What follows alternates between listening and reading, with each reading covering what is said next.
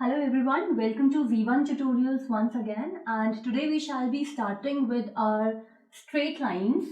That is an introduction of a very new topic in your class 1. So it's a very interesting topic, right? हमें lines पता है क्या होती हैं, लेकिन हमने कभी उनकी डिटेल स्टडी नहीं करी होती है. जस्ट हमने 10th में linear equations and two variables किया होता है और उसका हमने क्या किया होता है, सोल्यूशन किया होता है. Is it clear? सो इस साल हमारे पास जो टॉपिक है that is your straight lines and is a very very important topic from your examination point of view plus from your JE point of view. देखिए प्लस वन में introduction है straight lines का, ठीक है. जिसको plus one में straight lines clear होगी है उसे 12th में टेंजेंट नॉर्मल्स हम पढ़ते हैं, वहां पे कोई प्रॉब्लम नहीं आती है और आगे हम जो मेंस एंड एडवांस के एग्जाम्स देते हैं उनमें भी कोई भी प्रॉब्लम नहीं आती है. So let's start with the very basic of straight line. देखो लाइन्स जो होती है ना, मैं आपको एक चीज बताती हूँ. मैं हर टॉपिक से शुरू करने के पहले एक चीज कहती हूँ कि हर गेम का एक हीरो होता है. स्ट्रेट लाइन्स का जो हीरो है that is slope. Okay, straight lines का आपका हीरो कौन है? स्लोप. और स्लोप को हम किससे रिप्रेजेंट करते हैं? एम से.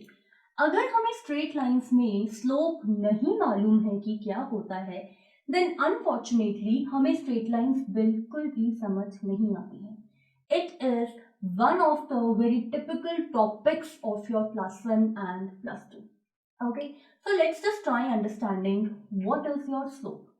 सबको पता होता है स्लोप क्या होता है? इंक्लिनेशन ही होता है. स्लोप चढ़ाई चढ़ते हैं, उतराई उतरते हैं. We go up the hill, we come down the hill. So we know that all of it is slope, right? Layman भाषा में हमें पता है स्लोप क्या होता है, लेकिन मैथमेटिकली हमारे पास स्लोप क्या होता है?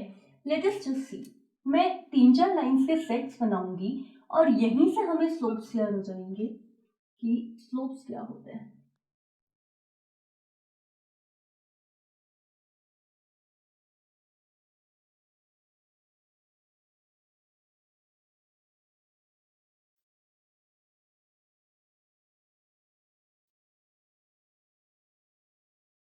Okay, this is my line L1. This is my another line. Then this is my another line. And this is my another line. 1 minute के लिए मैं इसे लाइन छोड़ के ऐसा अज्यूम करती हूँ कि मैं किसी हिल स्टेशन में घूमने गई हूँ. हिल स्टेशन जाना सबको ही पसंद है वैसे, है ना? तो अज्यूम करते हैं कि हम किसी हिल स्टेशन घूमने गए हैं और वहाँ पे हमारे पास हमें ये ऐसी ऐसी जो चढ़ाई है, we want to go up hill, right? हमें इस तरीके की चढ़ाई क्या है? चढ़नी है. सो एक हम जनरल एनालिसिस करते हैं कि कौन सी चढ़ाई हम इजीली चढ़ पाएंगे और कौन सी चढ़ाई हम इजीली नहीं चढ़ पाएंगे. अगर मैं L1 की बात करूं और L2 की बात करूं, just look at this line. Is it easy to climb this place? अगर ये कोई रोड है या फिर ये कोई माउंटेन है तो क्या आप इसे क्लाइंब कर सकते हो? जस्ट एक एनालाइज करो, अपने दिमाग में सोचो. मैं कर सकता हूँ, कर तो सब कुछ सकते हैं, लेकिन मैं एक ईज की बात कर रही हूँ कि आप क्या इजीली इसे क्लाइंब कर सकते हैं कि नहीं कर सकते हैं. ये 4 आपके पास फिगर्स है. If I talk about my first figure, first line, I say हाँ ठीक है, मैं इसे कर पाऊंगी, ऐसी कोई टेंशन नहीं है. अगर मैं लाइन 2 की बात करूं तो यहाँ मैं देख रही हूँ कि मेरा जो इंक्लिनेशन है वो बहुत ज्यादा क्या है, इस तरीके से ये बेंड है. तो इसे देख के मुझे लग रहा है यार इसके कंपैरेटिवली ये चलना क्या है, आसान है. Is it clear? अगर मैं इस लाइन को देखूं तो इस लाइन में ये ऑलमोस्ट मेरे वाई एक्सिस के क्या है, पैरेलल है. दैट मीन्स एकदम ऐसा स्ट्रेट है. स्ट्रेट चीज के ऊपर चलना is not possible due to because of the effect of gravity. हम स्ट्रेट पाथ में मूव नहीं कर सकते. दैट मीन्स ये हमारा काफी ज्यादा स्ट्रेट है, so it won't be possible for us to move on it, right? अगर मैं वापस अपनी इस टिल्ट की ओर आऊँ, इस लाइन की ओर आऊँ या इस चढ़ाई की ओर आऊँ, इसे देख के भी हमें लग रहा है कि हम इसे इजीली क्या कर सकते हैं, क्लाइंब कर सकते हैं. बट मैथ्स है, मैथ्स इज नॉट अबाउट चढ़ाई एंड उतराई. ये आपकी चढ़ाई उतराई नहीं है. हम इन्हीं 4 डायग्राम से क्या डिसाइड करते हैं, अपना स्लोप डिसाइड करते हैं कि स्लोप क्या होता है, कितनी ईज से आप चल सकते हैं. That will depend on your slope. So what is slope? Slope is nothing but tangent of the angle at which your line is inclined with x axis. यानी कि स्लोप आपके पास क्या रहता है, tan थीटा रहता है। Now what is this theta? मैं आपको बहुत शॉर्टकट तरीका बताऊंगी थीटा निकालने का। It is the shortest way to identify your theta. Otherwise एक लाइन जो है वो एक्स एक्सिस के साथ देखो कितने सारे एंगल्स बनाती है, first, second, third and fourth, 4 angles बनाती है और आपको 4 में से एक थीटा डिसाइड करना है कि वो थीटा क्या है। जनरली जो आपके पास बुकिश डेफिनेशन होती है, आपकी डेफिनेशन क्या कहती है? आपकी डेफिनेशन कहती है that theta is your angle that is made by line with x-axis in a counterclockwise direction or in the positive direction of x-axis. counterclockwise direction का मतलब होता है anti-clockwise direction. तो थीटा आपके पास क्या होता है? This is your angle made by line with the positive direction of x axis। और इस पॉजिटिव डायरेक्शन को हम क्या कह देते हैं? एंटी क्लॉकवाइज डायरेक्शन भी क्या कह देते हैं? क्या कहते हैं हम इसे? एंटी क्लॉकवाइज डायरेक्शन या फिर counter clockwise direction. Now in exams we really do not have time to decide the direction and we do not have the time to decide कि ये हमारे पास एंगल जो है ये पॉजिटिव में है या नेगेटिव में। नहीं, इतना टाइम नहीं होता है एग्जाम में, और ना ही उस इंस्टेंट पे हमारे पास इतना ज़्यादा टाइम होता है वेस्ट करने के लिए हम सोचें। हमें सोचना नहीं है। मैं आपको एक डायरेक्ट शॉर्ट टेक्निक बता देती हूँ, आपको रीजन भी पता चला जाएगा उस टेक्निक का क्या है, बट फिलहाल थीटा डिसाइड करने के लिए मैं आपको एक शॉर्ट टेक्निक बताती हूँ। सपोज ये मेरी लाइन है, इज इट क्लियर? मैं बच्चों को हमेशा ये कहती हूँ अपनी line low, this is my line, जिस पॉइंट पे वो एक्स एक्सिस को इंटरसेक्ट करती है उस पॉइंट पे आओ और उस पॉइंट के इमीडिएटली कौन सी साइड मूव करो? राइट साइड मूव करो। करके आप राइट साइड मूव। अब इस राइट साइड से एक एंटी क्लॉकवाइज डायरेक्शन में क्या बना दो आप? थीटा बना दो। ये जो थीटा है, इस थीटा का टेंजेंट जो है वो आपको क्या देता है? स्लोप देता है। Is it clear? जैसे कि मेरी ये लाइन थी, मैं इस लाइन के राइट साइड मूव करी और राइट साइड से जो भी मेरी लाइन है वहां तक मैं अपना एंगल बनाऊंगी। That angle will be your theta and tangent of that angle will give me slope. Is it clear? Again मेरे पास ये एक्स एक्सिस है, लाइन इस पॉइंट पे एक्स एक्सिस को टच कर रही है, मैं इस पॉइंट के किस साइड मूव करूंगी? राइट साइड मूव करूंगी और यहां से एक एंटी क्लॉकवाइज डायरेक्शन में एंगल बनाऊंगी। This will be my theta, से this is 20 degree and this time tan of 120 degree will give me slope of the line. Is it clear? ये line है, इस लाइन के मैं राइट साइड मूव करी और मैंने इस तरीके से क्या बना दिया? एंगल बना दिया। So suppose this angle is my 90 degree. So in this case इस लाइन का स्लोप मुझे कौन दे देगा? tan 90 degree, which is not defined. Again, coming back to this line, this is my line. I'll move to the right direction and from there I'll go in a counterclockwise direction until my angle touches the line. So here was my point. Here I moved to the right side and I directed myself in the anti-clockwise direction. यानी कि किस direction में चले हम? Anti-clockwise direction में। यहां से जो हमें थीटा मिलता है, सपोज इस केस में थीटा 30 डिग्री है, तो यहाँ पे हमारे पास स्लोप कितना आ जाएगा? tan of that theta, यानी कि tan of 30 degree, that will give me 1/√3। तो जो ये थीटा होता है इसे हम एंगल ऑफ इंक्लिनेशन भी कहते हैं। This theta is also known as angle of inclination. Is it clear? So what is angle of inclination? Angle of inclination is that angle which a line makes with the x-axis in its positive direction. अब देखो यहाँ पे बच्चों को दो problem रहती है। पहली प्रॉब्लम ये रहती है कि चलो स्लोप समझ आ गया, n is tan theta, but why tan theta? tan की जगह साइन, कॉस, कोसेकेंट, सीकेंट या कॉट ये क्यों नहीं है? ऐसा मैंने बोल दिया कि tan थीटा है तो तुमने मान लिया, you didn't question me why, right? अपने माइंड में एक सोचो, मैंने तुम्हें पहले ये चढ़ाई उतराई का एग्जाम्पल दिया था, बहुत ही सिंप्लीफाइड भाषा में मैं आपको बता देती हूँ कि क्यों आपके पास हम tan थीटा लेते हैं और बाकी सारी ट्रिग्नोमेट्रिक रेशियोज नहीं लेते। So let's try understanding it. Let's see कि हम लोग सिर्फ और सिर्फ स्लोप के लिए tan थीटा क्यों लेते हैं और कोई ट्रिग्नोमेट्रिक रेशियो क्यों नहीं लेते। बहुत ही सिंपल सी चीज है, it is not that hard to understand. मैं 2 लाइन्स बना रही हूँ, है ना, मेकिंग 2 लाइन्स हियर.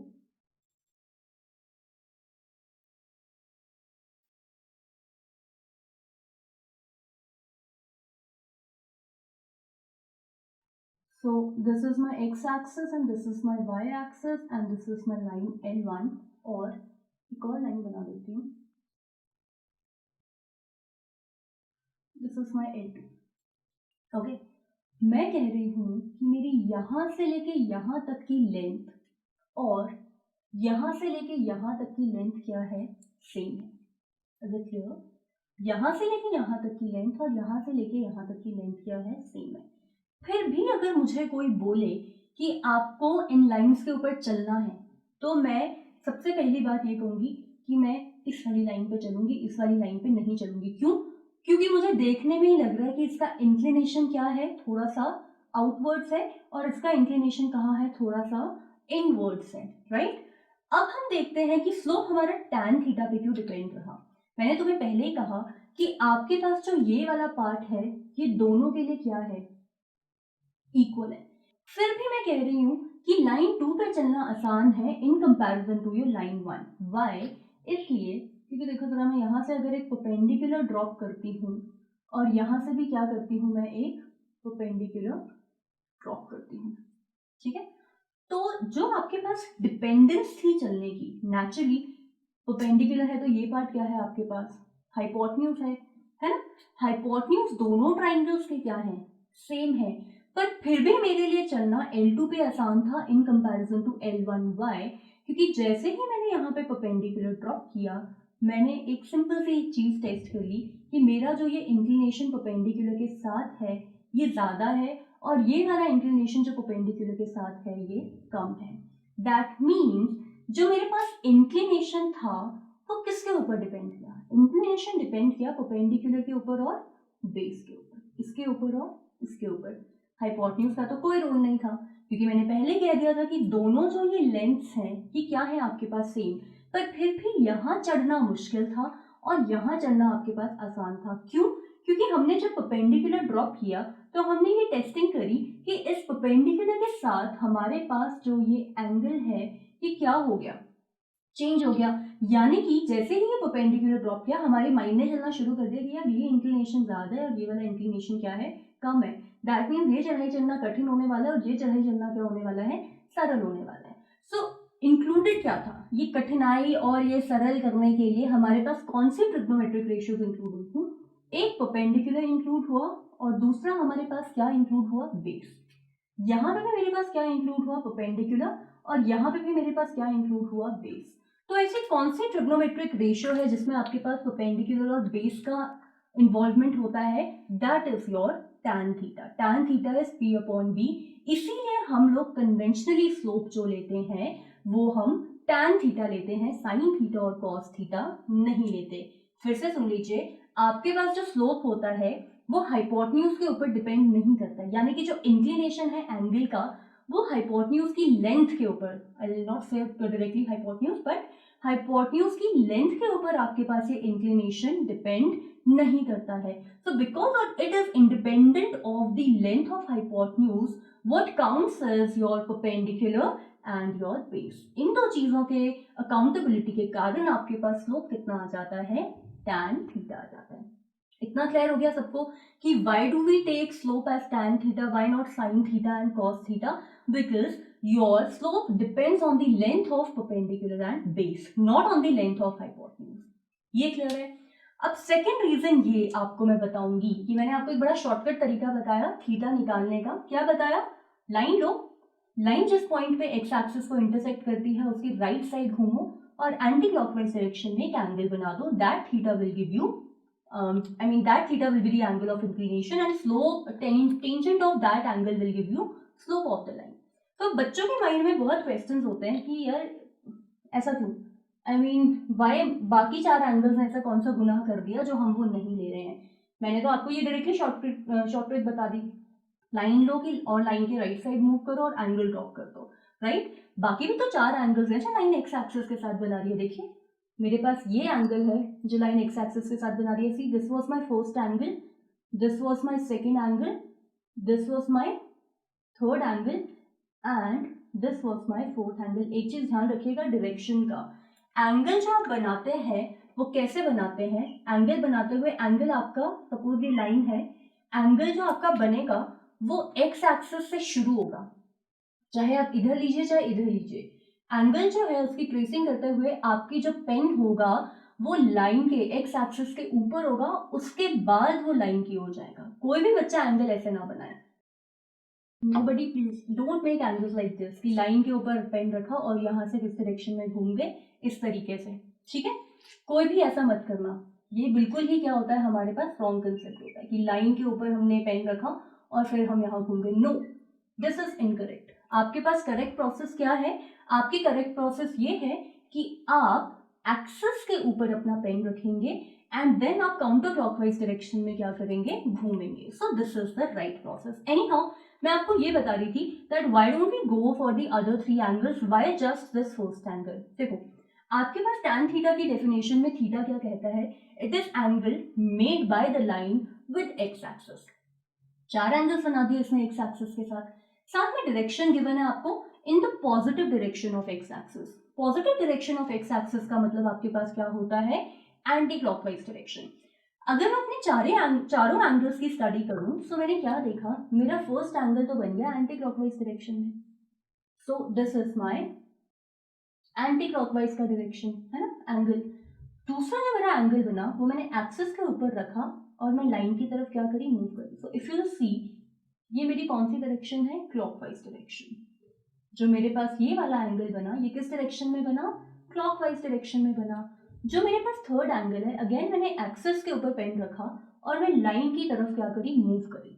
तो मेरे पास डायरेक्शन कौन सी आई, this is also my anti clockwise direction. Similarly fourth angle के लिए मैंने एक्सिस के ऊपर पेन रखा और मैं किस साइड मूव करी, लाइन की साइड मूव करी। तो मेरे पास डायरेक्शन कौन सी आई है, यहाँ पे भी क्लॉकवाइज डायरेक्शन आई है। सो दो केसेस में डायरेक्शन एंटी क्लॉकवाइज है और दो केसेस में डायरेक्शन क्या है, clockwise. And as for my definition my angle should be in the anti clockwise direction with your X axis. So anti clockwise direction में मेरे पास कौन से दो एंगल्स हैं, first and third. Now why didn't I take third, you can take third also, but मैं क्यों लूं, मैंने तो शॉर्ट टेक्निक यूज करनी है। फर्स्ट और थर्ड एंगल दोनों वर्टिकली ऑपोजिट एंगल्स हैं। फर्स्ट और थर्ड दोनों कैसे एंगल्स हैं, vertically opposite angles. And vertically opposite angles क्या होते हैं, आपस में इक्वल होते हैं। तो चाहे आप एंगल 1 लो चाहे आप angle 3 low, it is one and the same thing. तो हम अपनी टेक्निक यूज करते हुए कौन सा एंगल ले लेते हैं, फर्स्ट एंगल ले लेते हैं और बाकी तीन एंगल्स के बारे में बात नहीं करते। फिर मेरी बात ध्यान से सुनिएगा, बच्चों को एंगल्स निकालते हुए बहुत ही मेजर कंफ्यूजन रहते हैं। मैं आपको फिर कह रही हूँ, सपोज मेरे पास ये लाइन है और मुझे इसका एंगल ऑफ इंक्लिनेशन निकालना है, राइट? तो मैंने क्या करना है, लाइन की राइट साइड मूव करूंगी। ये रही लाइन, जिस पॉइंट पे ये एक्स एक्सिस को टच कर रही है उसके कौन से साइड मूव करूंगी, मैं राइट साइड मूव करूंगी। और उसके बाद किस डायरेक्शन में चलूंगी, मैं एंटी क्लॉकवाइज डायरेक्शन में। Don't go in clockwise direction because your definition says that your angle must be in the positive direction of x axis, and positive direction of x axis का मतलब होता है anti clockwise direction. So I go in my anti clockwise direction and this is my theta. Suppose this time my theta is again 120 degree. So what will be the slope of my this line? Slope of my this line will be tan theta यानी कि tan 120 degree. So बच्चों ने I think हमारे trigonometry के lectures देखे होंगे, जिन्होंने नहीं देखे वो डिस्क्रिप्शन बॉक्स में एक लिंक दिया होगा, आप वहां पे जाके देख सकते हैं। tan 120 डिग्री कैसे निकलता है आपके पास, tan 90 plus theta. Again you are making trigonometric changes with the help of 90 degree, so tan will change into cot theta and what will be your quadrant, 90 plus theta मतलब second quadrant, and in second quadrant tan theta is negative. So what will be my slope of line, my slope of line will be minus of under root 3. Okay, so this is how we identify how are we supposed to take the slope of a line. सबसे पहले line पढ़ी, line के बाद हमने क्या पढ़ा, उसका angle of inclination पढ़ा। एंगल ऑफ इंक्लिनेशन क्या होता है, लाइन एक्स एक्सिस के साथ पॉजिटिव डायरेक्शन में जो क्या बना रही होती है, एंगल बना रही होती है। आपको ये नहीं यूज करना है, ये तो सिर्फ आपको मैंने एक्सप्लेन करना था that why didn't we take the three other angles? Why? Because 1 और 3 आपके पास इक्वल हो जाते हैं, तो you choose any of them. 2 और 4 क्यों नहीं लेते? क्योंकि उनकी डायरेक्शन क्या हो जाती है? क्लॉकवाइज डायरेक्शन हो जाती है. Direction is very very very important.